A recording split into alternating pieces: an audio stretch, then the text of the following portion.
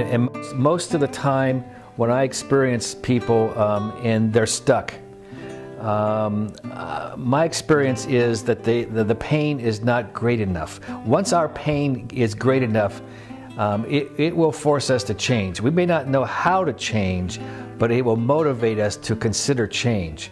And so another part of the work that I try to do with my clients is to look at what's it costing you not to change. And by them kind of articulating that, they're having a look at the cost, which I translate is where's the pain. And by getting them to think further about what the cost is, I'm helping them get in touch with that pain. Because once they feel that pain consciously, because to your point about New Year's resolutions, I mean, it's a nice wannabe, wanna do, but okay, when it comes down to, I got plenty of stuff to do, I got fires to put out, I got people making requests of my time, I don't have much energy. And so we distribute our energy in ways that we feel we have to. And that's where the pain comes in. It prioritizes what we feel we have to do. Part of that is a belief that 90% of change is in awareness. So again, getting them to become aware of what is stopping them, what are the fears that are getting in the way. What are the strategies that we can identify that will help them change in order to lessen the pain so that they can put that energy that was wasted in pain towards being effective leaders. Besides the pain, there's always a reason why they're not addressing the pain, and that comes to the point of fear. It could be fear of failure, it could be fear of rejection, any number of fears. But that's the next step once the pain is identified, or the cost. What's stopping them? Because something is stopping them, and therefore, what is it? And then once that's identified, what's stopping them, then we begin to unpack that to see, okay, what will it take and how can we manage it so that it doesn't get in our way? Because we never get rid of our fear. We always have the fear, but it's how we manage it that is a part of our mastery, our personal mastery. That's part of our coaching practice.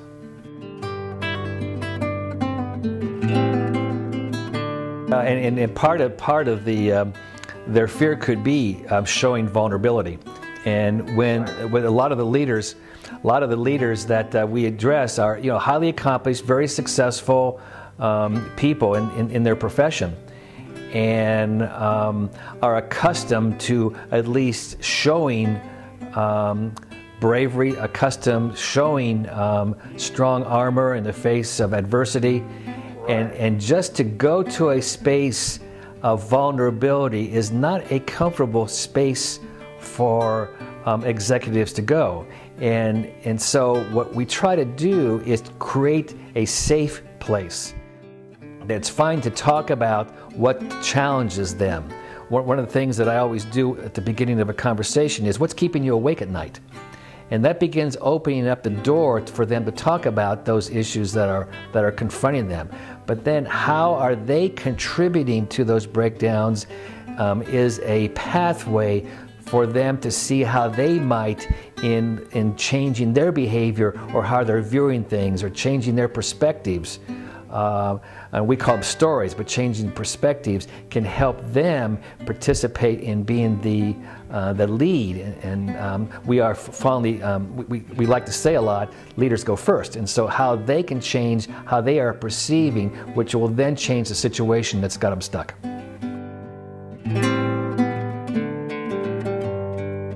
It's like, if you want to, what happens if I do attempt at the major league level, to